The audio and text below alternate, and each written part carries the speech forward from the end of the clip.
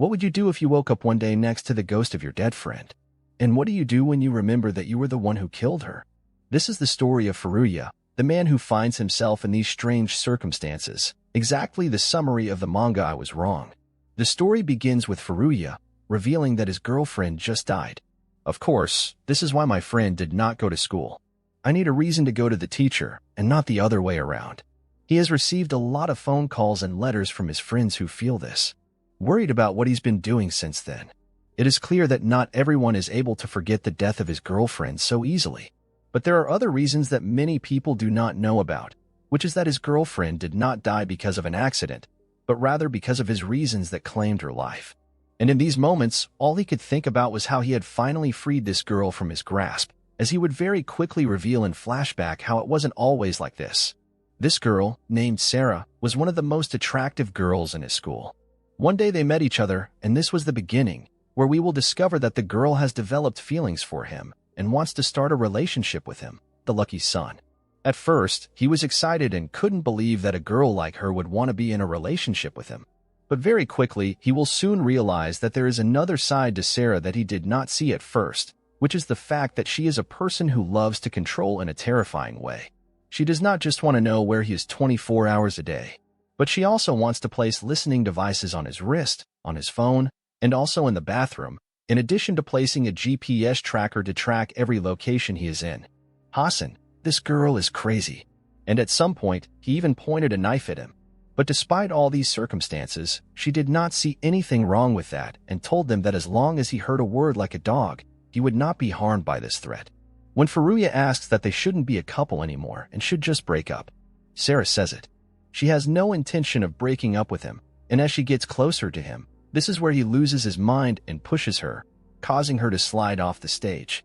As a result, she fell to her death. Leave the scene of the accident as quickly as possible. If I were you, I would fly. Since there were no witnesses to the shaking, and many people assumed that this was just an accident involving Sarah. However, even though Furuya thought that all of this was over and that he could now move on with his life, he got a surprise visit from the policeman. I'm just kidding. It wasn't the policeman, but it was even worse. This is her soul. While Furuya initially wants to get rid of this spirit, nothing he does gets rid of it. Here Sarah's spirit explains that no matter what he does, they won't disappear anytime soon. There were indeed some interesting things that happened during their conversation.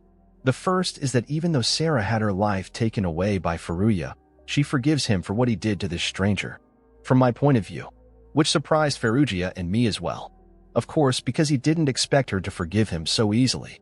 But she also mentioned that the reason she's still here is because there's something she still needs to do, and once Furuya fulfills her request. At first, Furuya was about to refuse, but he remembered that this entire situation was because of him. He decided to do this to fulfill Sarah's request. Now, it was an unexpected request for Furuya, because her request was simply to be on a date with him. They stopped at a cafe because she wanted to try desserts from this cafe, but unfortunately she will never be able to try them. So she wants Furuya to go to this cafe and order the dessert she wanted to taste and taste it himself. Furuya complies, orders the dessert and tastes it himself, but he mentions that the dessert isn't really anything special. Of course, Sarah doesn't believe him and asks him to give her a taste of the candy. Of course, this shocks Furuya as it is very impossible to do this since she is no longer alive. But despite all that, Sarah tries to pretend that she could taste this food, and for just a moment, Furuya stated that he could actually see a different kind of emotion that he had never seen in her when she was still alive.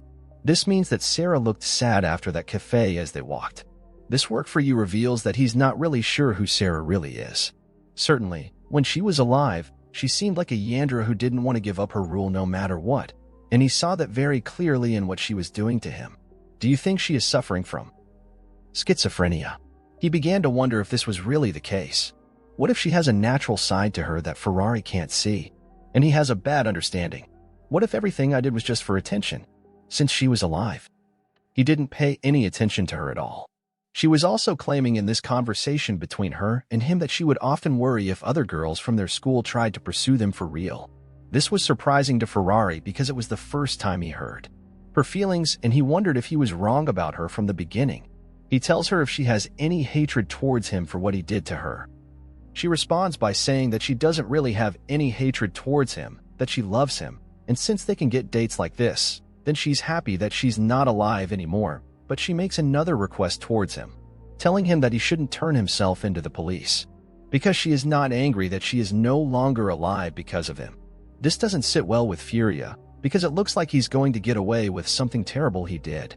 It's been a while, and it looks like Ferrari has finally decided to go back to school.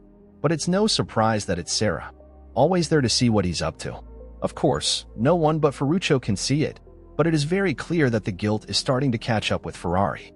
He deeply regrets everything he has done, and believes that although Sarah is in a very unfortunate situation, she does not. She is still very happy to pretend to be in a relationship with him even after her death. This, of course, makes him feel guilty because he curses and does not say anything. Someone else can blame him for this whole thing. We fast forward to the events and see this next moment on a rooftop. The school where there are only Farilla and Sarah. Sarah asks Ferruccio why he's here, since he seems to be skipping classes just to be on the roof. Ferruccio asks Sarah if spirits can come into contact with each other. She explained that she could, and in fact she wasn't the only spirit around. There are actually other spirits that have already collided with her, and only she can see her because she is a spirit. And here Ferrari decides to make its decision. Although Sarah, she pleads with him to stop doing what he is about to do, but he tells her that he cannot continue with his life, with the amount of guilt he feels inside, and feels that this is the price he must pay for what he did. In his last moments, he tells Ferruccio. Sarah tells him she didn't do anything wrong and it was his fault for not taking her feelings into consideration. He apologizes for the kind of friend she's got, and after saying what he said, he jumps off and Sarah can do nothing but watch because since she's a soul she's not able to touch him to stop what he is doing. Next, we see Ferruccio observing his lifeless body as he realizes that he is now a spirit as well.